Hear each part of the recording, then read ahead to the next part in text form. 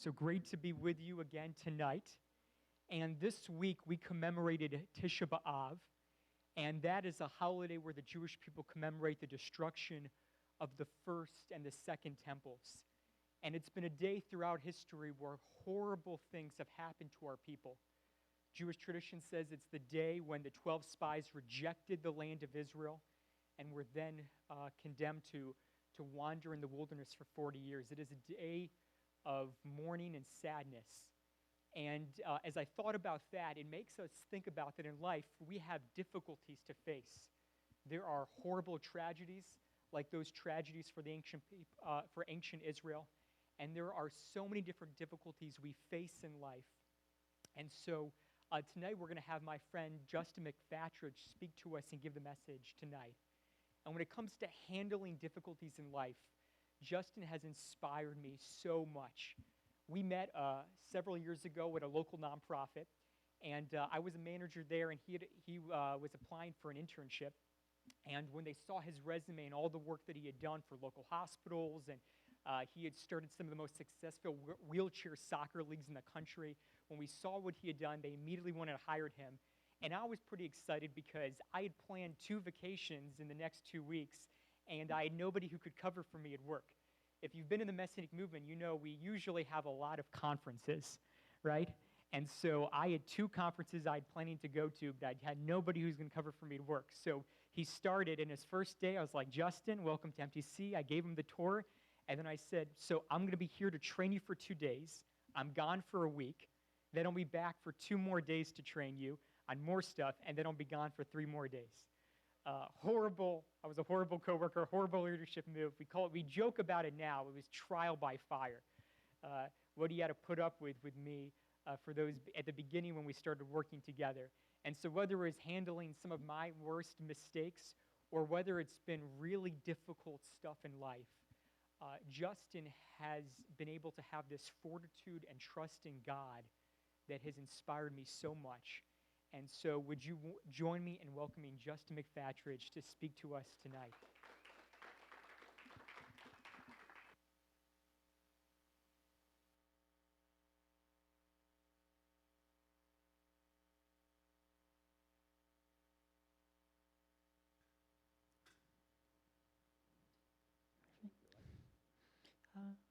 Right there's good, thanks.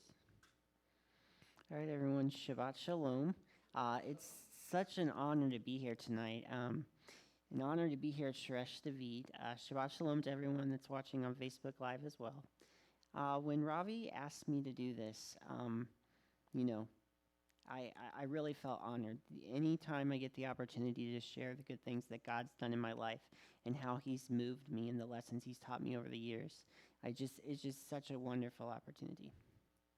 This is actually, just to put in perspective a little bit. So Ravi asked me to do this a little while ago. In the middle of the build-up to this, I had to have surgery. So I had surgery on June 15th, and it was a 6-week recovery. Well, if you do the math, June 15th to about here, that's cutting it awfully close. But my main motivation for the whole thing was, I got to get to Shoresh. I got to get to Shoresh. I got to get to Shoresh. So with that, I got to be able to share God's word with as many people as possible. So it was my motivating factor and one of the things that really pushed me and helped me to overcome that situation. Because, and trusting God and knowing that, hey, He presented this opportunity. He had put in place the motion for me to move and for me to be here. So if it's meant to be for me to be here and God wants me to be here, I can trust that He'll have me here. And glory be to God, I'm here tonight to speak with you. So I'm going to take you back. So we talk about, we tend to celebrate a lot of things. We celebrate birthdays, we celebrate graduations, we celebrate milestones in life. So I want to take you a little bit back in my history. This week on the 28th of July, I actually celebrated a 19-year anniversary. And if you do the math, I'm 34, so it's probably not a wedding anniversary, but it was an anniversary that had a very big impact on my life. So I'm going to take it back in retrospect a little bit and share with you a moment where God entered my life and how it's transformed me and the lessons He's taught over the years. And hopefully that God's words will speak for me, and maybe it'll be some encouragement to you tonight in the trials and tribulations of life. So we're going to go back to July 2001. So in July 2001, my family and I were on vacation in Florida from Indiana. You know, when you live up north, Florida's the place to be. Of course, we came in July, which Floridians would be like, why are you coming to Florida in July? I learned that in 2006 when I moved down here. But anyway, so we came down in July, and we decided we were going to spend 2 weeks down here. The first week was what everybody does when they come down to Florida from Indiana. It was at Disney. So we had spent a week at Disney riding all the rides, having fun, spending some really good quality family time. On July 28th, we were actually making the next stop in our journey. My sister was a really, really good athlete. In fact, she was playing 14 and under softball at the age of 12. So we were actually down in Florida. The main purpose was for my sister's national softball tournament, which was down on the east coast of Florida, down near Miami area. So on July 28th, we made the trek from Orlando to Jupiter and got ready for the softball tournament. So July 28th was going to be our last day. It was sort of our last free day because for anyone who has experienced travel sports or AAU or anything like that, those things are intense. So it was going to be back-to-back practices, games, ceremonies, pin trading, like everything you can imagine. So we were there, so on the July 28th, we wanted to take full advantage of the day and, really have our freedom. So we arrived at the hotel. My mom was busy in the hotel room, unpacking, caring for my youngest brother, who was an infant at the time, changing his diaper, bathing him, feeding him, unpacking, cleaning the room. The typical 15 million things that moms do in one time span. So she was doing all that. And then my dad actually had a very important job as well. He had gone, I can't remember if it was either across the street or down the road to a laundromat to do some laundry because we need laundry for this. There's two things you can count on Florida in summer: extreme heat and uncontrollable sweat. So he had a very important job to make sure that we had clothes for the rest of the week. So in the midst of all this, my sister, her teammate who had just arrived, and my 3-year-old brother and I all decided to go for a swim. So we went down to the hotel pool, and I was 14 and come to around the pool, so my parents were like, of course, everything's going to be fine. So we went down there. And we were talking and stuff, and no one had really gotten in the pool or anything. But it was suggested that we have a diving competition. Being a 14-year-old and thinking I was invincible, and also being a competitive swimmer, I was like, oh, naturally, I was going to be the one to volunteer and go first. I couldn't let the girls or my younger brother do it. So I stepped forward, and I was like, oh, I got this. I'll do this. I had dove into the pool 1,000 times. I was in the pool 5 to 6 days a week. So I was like, oh, this is nothing. So you couldn't really tell based on the way the pool was how deep it was. So I was like, you know what? Let's play this safe. Let's think 10 steps ahead. Let's dive into the deep end, but let's not dive down. Let's dive across. So that way we're at the surface of the water so that if there is a problem, it'll be okay. I'm like, all right, 1,000 dives, I've done this. This is nothing. Here we go. I entered the water, and there was something very different about this circumstance. After I had separated my hands and going into the water, there was this thud. My head had made contact with the part of the pool where the shallow end goes down to the deep end. So even though I had taken all the calculated risks, I had thought that I had thought of everything. This occurred. So what happened with me is I was paralyzed instantly. I don't know if anybody's in medical or anything like that, but your body has this defense mechanism called spinal shock. So spinal shock is basically defense whenever there's an injury to the spinal cord. Your body just stops. You never know the extent of what an injury is because it's going to shut down all around it just to prevent any further damage. So for me, that meant no movement of anything. The only thing I could do was move my lips and breathe in and out and open my eyes. So I was able to get myself to float to the top of the pool and hold my breath as long as I could. And then the whole time, my mind just trying to think of what I could do to get the attention of my sister or somebody to let them know that something was wrong. The only problem is I couldn't waste that energy. I needed to conserve my breath. So I continued, but eventually I was no longer able to hold my breath, and I lost consciousness. The next thing I knew, I was on the edge of the pool with my mom holding my neck. She was a registered nurse, so she was, of course, stabilizing my neck to make sure there wasn't anything else going on. But I will never forget the environment that was. It was just this overwhelming noise. It was the sound of my mom sobbing, the sound of my sister crying and blaming herself for what had happened, the sound of sirens coming in the distance, the sound of the helicopter up above coming to airlift me to the local hospital, the sound of my voice, the phrase that I continued to utter over and over and over. I am so sorry. I'm sorry. I'm sorry. I'm sorry. I ruined our vacation. I'm sorry. The paramedics got me out of the pool. They put me in the helicopter, and then they flew me to a local hospital in West Palm Beach. So let's flash forward a few days. So I'm laying in the ICU of the hospital in the hospital bed. The environment hasn't changed. It's been that way continuously. There's still this overwhelming noise that just fills the room.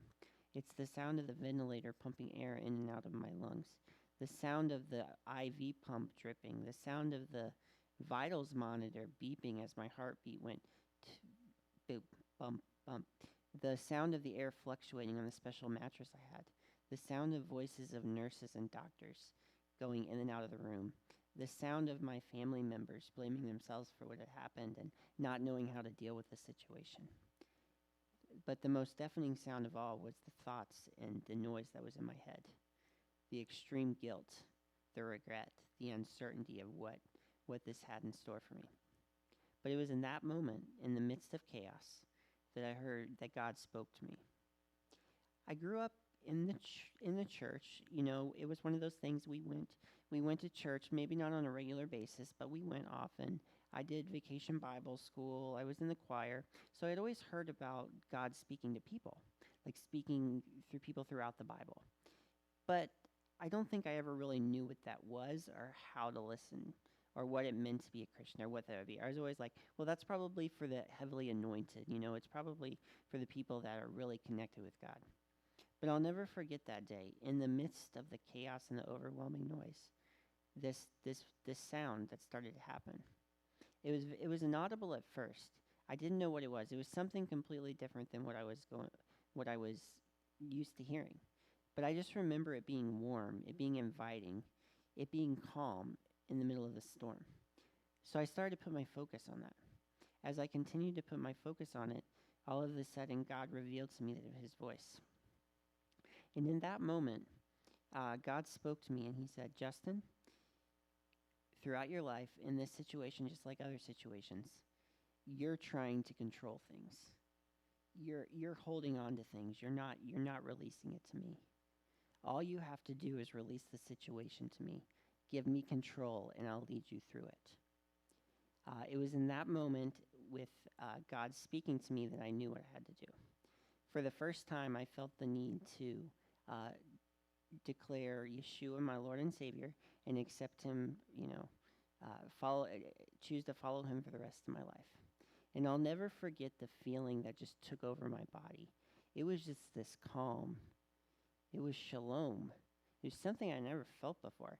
Like in a hospital bed, like with all this craziness going on, there was like not a worry. It had felt like someone had taken a ton of bricks off my shoulder. Like all of a sudden this burden that had been weighing me down and like keeping me in this constant like state of idleness, it was gone. It was released. It was there no more. Because you see, in the midst of chaos, dark places, tragedies, and difficulties, God is with us. We just need to listen to his voice as he calls us. God doesn't leave us. He's always there. We need to seek him in all opportunity, in all aspects of our life.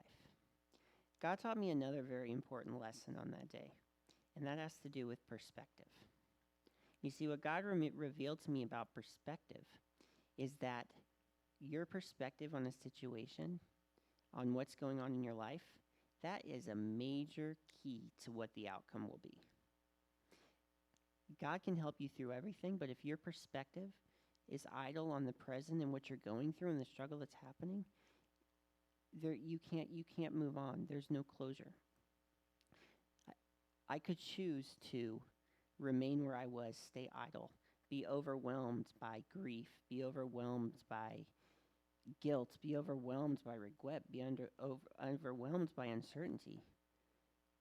Or I could look to the promises that God has for me, that God has for all of us. You know, that whatever happens is part of his plan.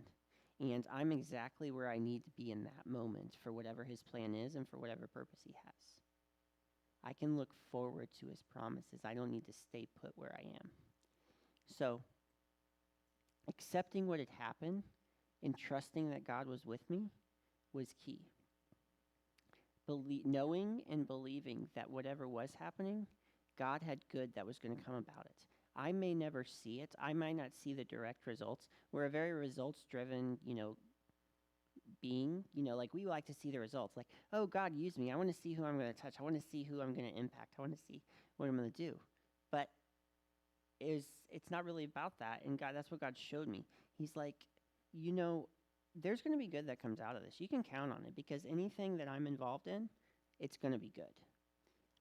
But you may never see that. But you know what? That's not what it's about.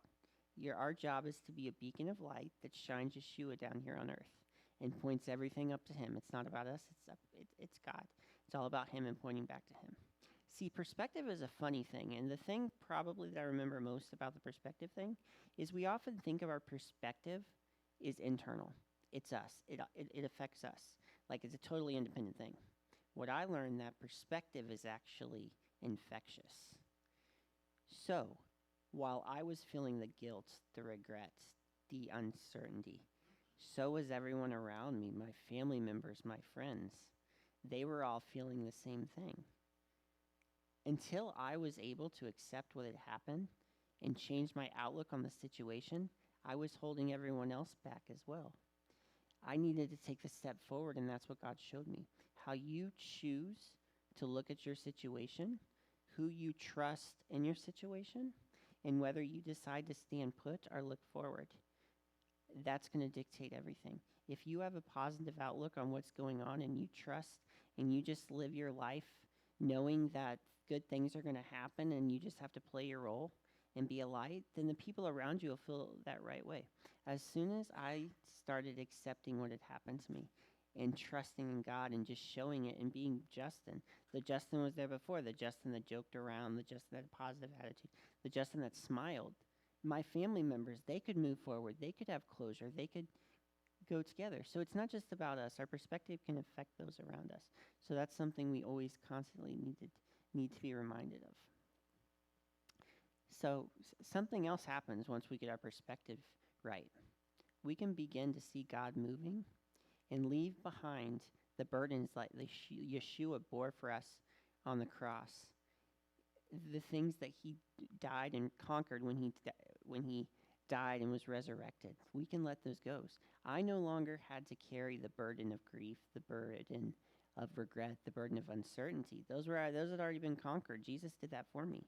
That it made things easier. I just needed to trust him and follow him.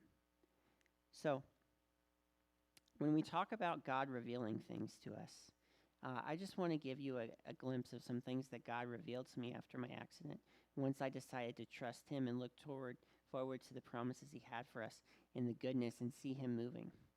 So my parents reminded me of something while I was going through this situation.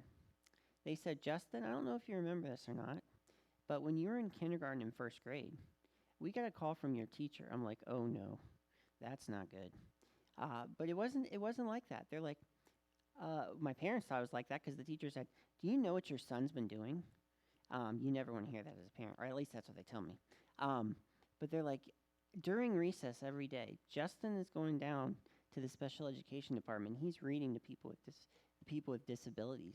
He's hanging out with the people that, aren't able to go to recess. He's down there with them.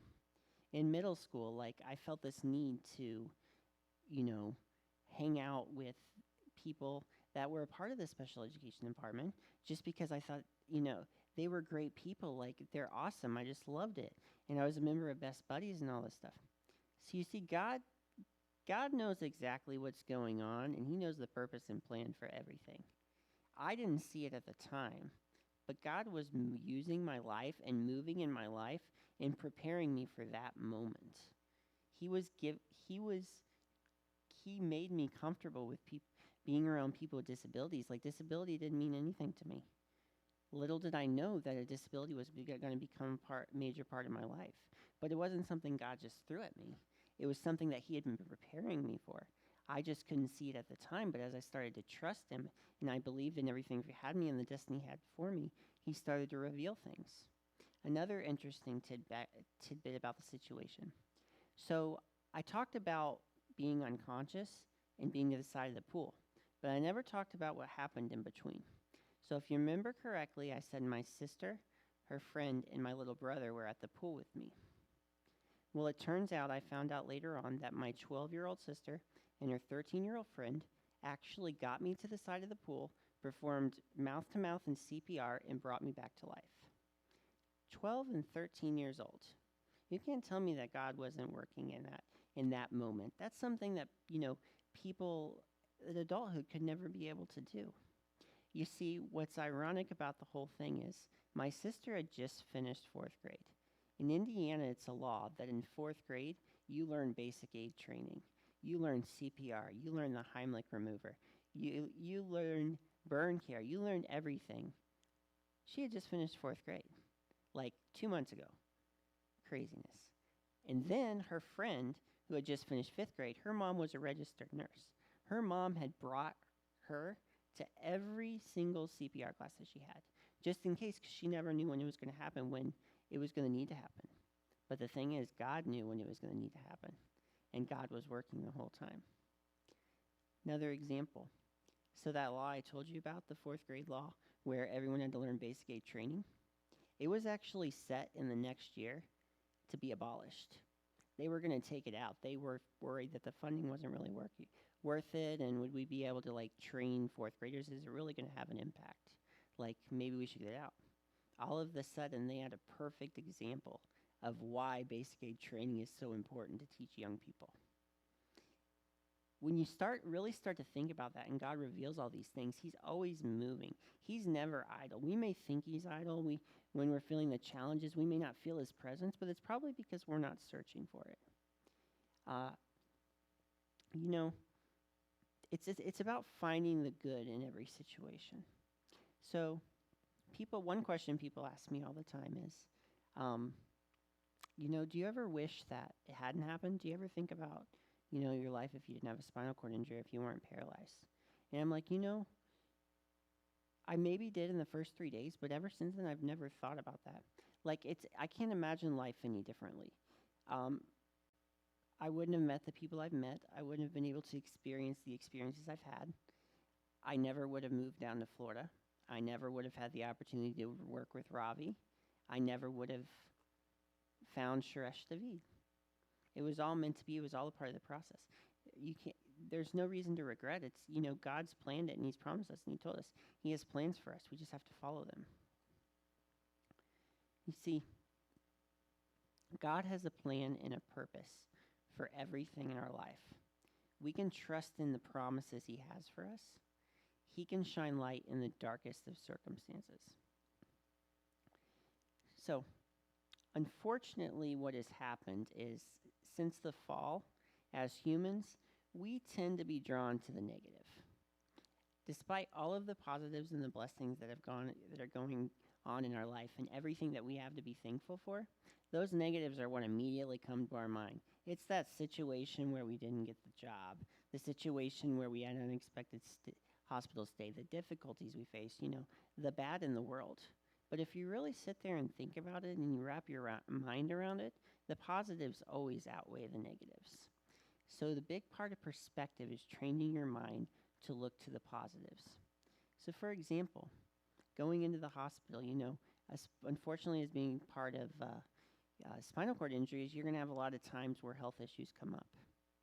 But rather than worry about the health issues that are come up, look forward to being chosen to put in situations that may impact others.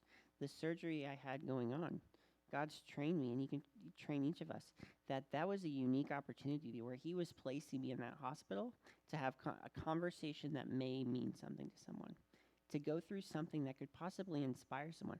I may not know who it's meant to inspire, but somebody, some good is going to come out of this. And that's how our God is. He finds the good in every single situation. So we not only need to invite him into the negative situations, we need to invite him into all aspects of our life. So my life verse is Philippians 4:13. For I can do all things through Messiah who strengthens me.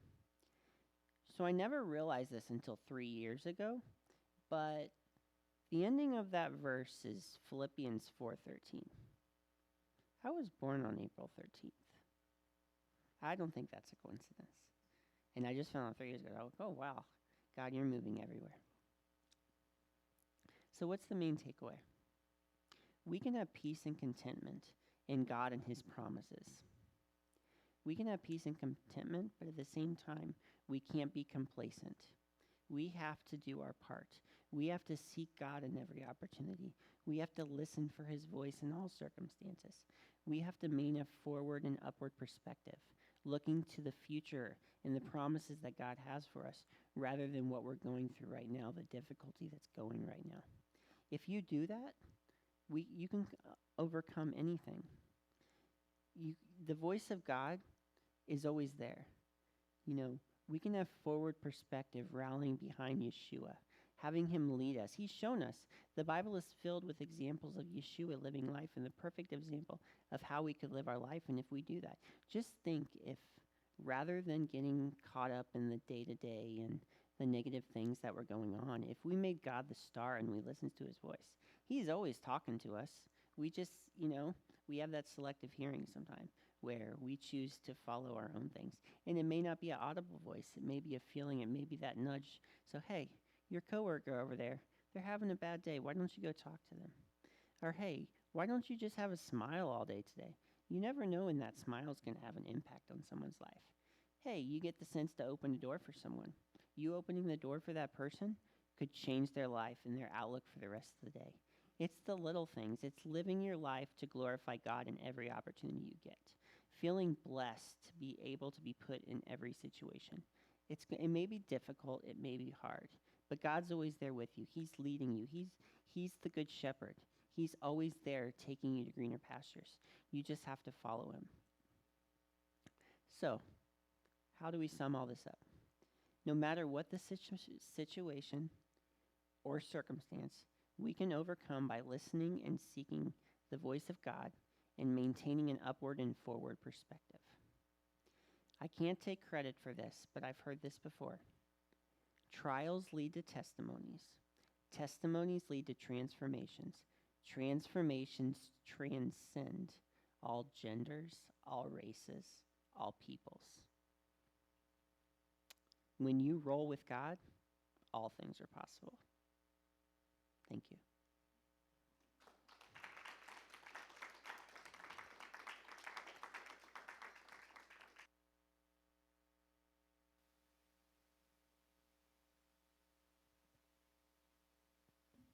It's been a privilege for me to work and to spend a lot of time with Justin. And yet the truths he's mentioned tonight are things that I'm still needing to learn and allow to go deeper into me. And so as we sing this next song together, I just want to encourage us to take this time to focus on God's voice.